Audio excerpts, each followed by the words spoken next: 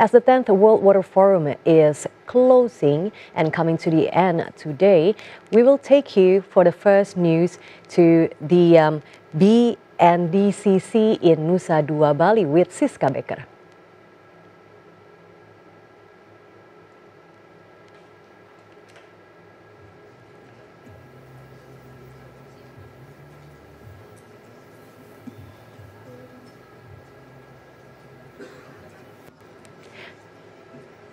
Hi Siska, please go ahead. Hello, good day Aisha in Jakarta. Thank you for your introduction.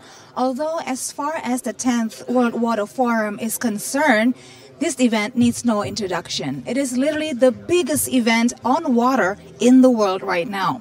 Aisha, to give you an understanding of the scope of the forum, this is from the data we have received on Wednesday. The number of attendees that have participated in the forum have reached 50,000 people that have come from 160 countries in the world. Now, this number actually surpassed the expectation from the committee and for the organizers of the forum, which is a collaboration between the Ministry of Public Works and Housing and also the Ministry of Foreign Affairs and the Ministry of Communication and Informatics.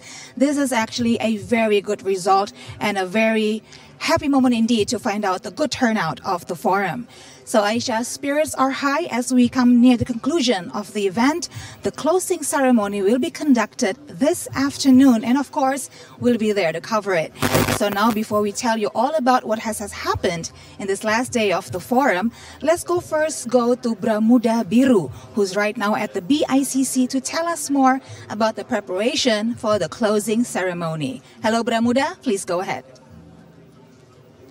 Good afternoon, Siska and Aisha. So I'm currently at the BICC or Bali International Convention Center, and for the 10th World Water Forum that will conclude with a closing ceremony here at the Mangopura Hall today on Friday, 24 May 2024. So as Siska has mentioned before, the Ministry of Public Works and Public Housing will be the one who is scheduled to close this 10th World Water Forum. The closing ceremony will be marked by the handover of host role for the 11th World Water Forum later in Saudi Arabia. After all formal sessions conclude, participants of the 10th World Water Forum will also be treated by cultural night event later in the evening in Taman Bagawan in the evening. And for the 10th World Water Forum, a little bit of recap. We have seen several results, one with three main points, the first is the establishment of a center of excellence for water and climate resilience to develop capacity, knowledge sharing, and also the utilization of superior facilities. And for the second one is the ministerial declaration highlight that promotes the issue of integrated water resource management on small island. And also the third is the one that Indonesian delegation is really proud about, is the proposal for World Lake Day to preserve lakes all around the world. So now, as you can see, it is hours before the closing ceremony for the 10th World Water Forum. As you can see right behind me, there are people who are queuing to take a picture in this modern media that is through the LED panels that is being attached here in the wall of the BICC, and it is showing how nature and also contemporary art can go together. And it has been really full, Siska. I can tell you that the people keep on queuing, all the local delegates to the international delegates. It's been hundreds of different people coming here to take a photo on how gorgeous it looks in real life. So we're still awaiting for the closing ceremony here at the BICC, and people are keep getting it's getting crowd. The crowd is getting fuller, and also the volume of people is getting higher. So we are really eager to see what this event has to offer in the closing ceremony. It has been a great event. It is so sad to see an end to this event. It's been a joy covering this event. I will let you know and report to you about the cultural night later in the evening. So for now, Bramuda and cameraman Hari Hamdallah, back to you, Siska. Thank you, Bramuda, for your reporting from BICC. We'll be waiting, of course, for your further reporting from various locations on this last day of the 10th World Water Forum. Thank you, Bramuda. All right, Aisha, now let me catch you up on what's been happening today on the last day of the forum. Our first report is on the proposal by the Indonesian government on the designation of a World Lakes Day. Now, the Indonesian government believes that World Lakes Day is an important matter in addressing global challenges, considering that the lakes in Indonesia and also in many countries around the world are now in critical condition and are in dire need of rehabilitation. We have more details. A deputy minister of the Indonesian Environment and Forestry, Alwe Dohong, said at a session of the World Water Forum that lakes supply 87% of fresh water on the Earth's surface. He added lakes also play an important role in the food cycle, water purification, climate, biodiversity, and support recreational and traditional activities. Indonesia also highlights the importance of maintaining the health of lake ecosystems to overcome the threat of water-related disasters, global environmental challenges such as climate change, pollution, and loss of biodiversity. In addition, maintaining the health of lake ecosystems can support the achievement of the 2030 Sustainable Development Goal agenda, especially the sixth point on ensuring the sustainable availability and management of clean water and sanitation for all. To address this challenge, many countries, including Indonesia, have initiated national movements to save lake ecosystems since 2009, followed by the formulation of policies, guidelines, and action plans to save priority lakes.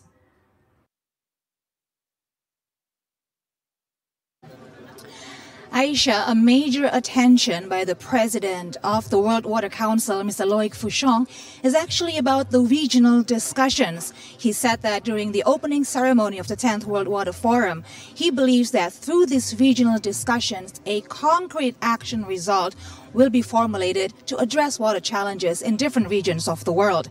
And now, on the last day of the forum, we have news that the coordinators of the Asia-Pacific, Mediterranean, America, and Africa regions of the 10th World Water Forum have identified priority issues and steps to solve water crisis at the local and also regional levels. Here is the full report. The meeting for regional coordinators was held at the Bali Nusa Dua Convention Center, where each of the 4 regional leaders shared their one-year experience and promoted concrete ideas in tackling water issues in their regions. At the forum, the coordinators gave comprehension on general aspects of their priorities in managing water, which were also different from each region to another. These regional discussions became a major attention of World Water Council President Loic Fouchon at the opening event. Fouchon emphasized the regional sessions would be very important and significant for the whole discussions on water this week. The 10th World Water Forum has produced 3 points of ministerial declaration at the end of ministerial meeting on Tuesday, attended by delegates from 106 countries and 27 international organizations.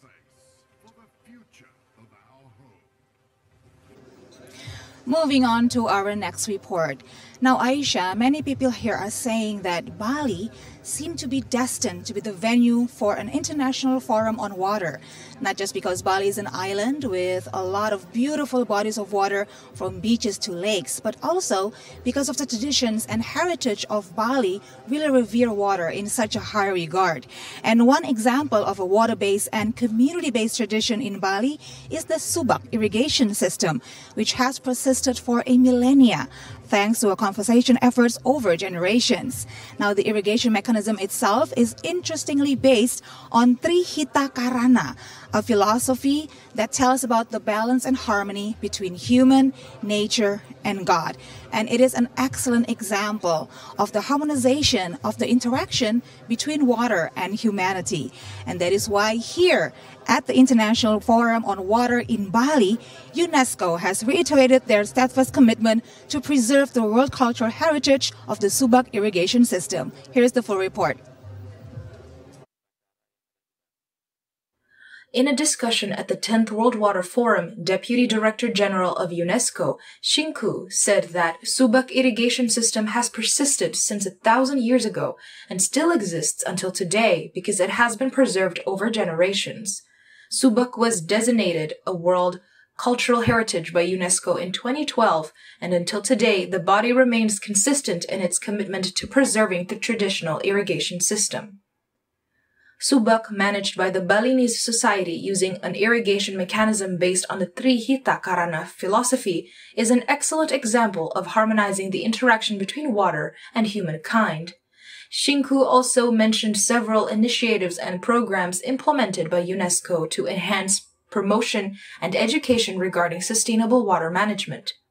According to Shinku, when such an event occurs, the impact of the water crisis will not only affect the people in Bali, but potentially the global community as well.